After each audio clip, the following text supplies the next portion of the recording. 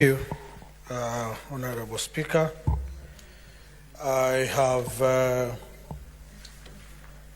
few questions to put across.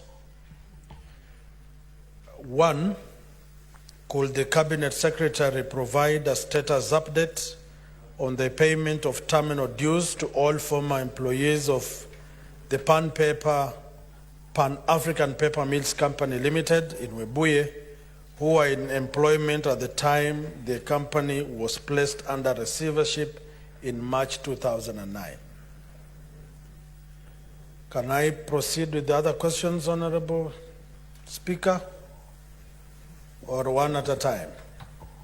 The questions as you had sent to the Number Cabinet two, Secretary, please. Could the Cabinet Secretary explain the reasons for the delay in payment as well as the projected timelines for the same? And three, what is the government doing to expedite payment of terminal benefits of the former staff? Thank you, Honorable Speaker. CS. Thank you, Madam Speaker. Thank you, Mheshimiwa Senator David Wakoli, for your question. My response is as follows.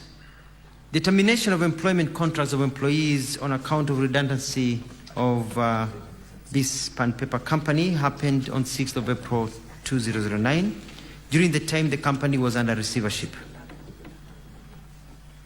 In 2016, the ownership of the company changed when it was acquired by the Rai Group.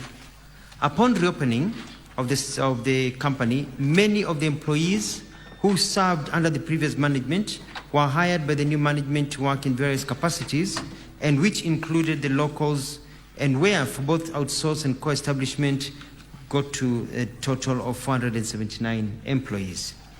All the workers were terminated on account of redundancy by the receiver with effect from 6th of April 2009. They received payment as provided under Section 311 of the Companies Act 2009 Cap 486, and which constituted full payment of the preferential element of the claims against the company for any arrears of pay, holiday pay, or notice pay.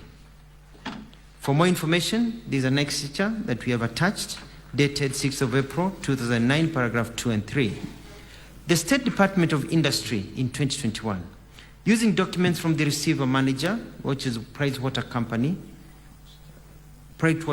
company, was able to recommend payment of 229 plus million as terminal benefits to former employees of Pan-African Paper Mills Company Limited.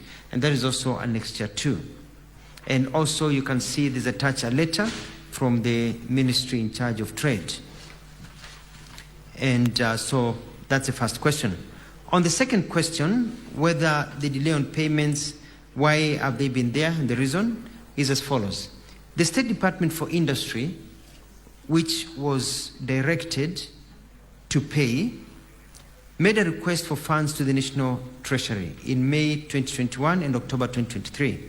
In November 2023, just a year ago, the National Treasury requested the State Department for Industry to prioritize these funds in this new financial year and the next financial year in the sector working groups. However, due to the budget ceilings at the sector working group for financial year 2024-2025, the amount to be paid to the former employees could not be covered.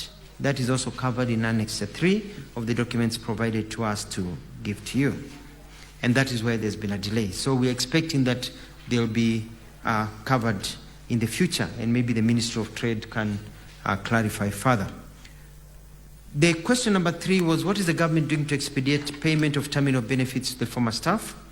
And the response is that the Ministry of Investment, Trade and Industry, through the State Department of Industry, communicated to the National Treasury in December 2023, appealing for additional funds to enable them pay dues to former staff. And I want to say that, Senator Wakoli, this is a very good question, timely, because as a result of this question, this issue is now alive, and we've been able to talk to the Department of Trade, and so the file has moved up, and I believe they're working on it. They're working on it, and they're working with Treasury, so it has come up, so it is not forgotten. I submit, Madam Senator. Senator Wakoli, you have 2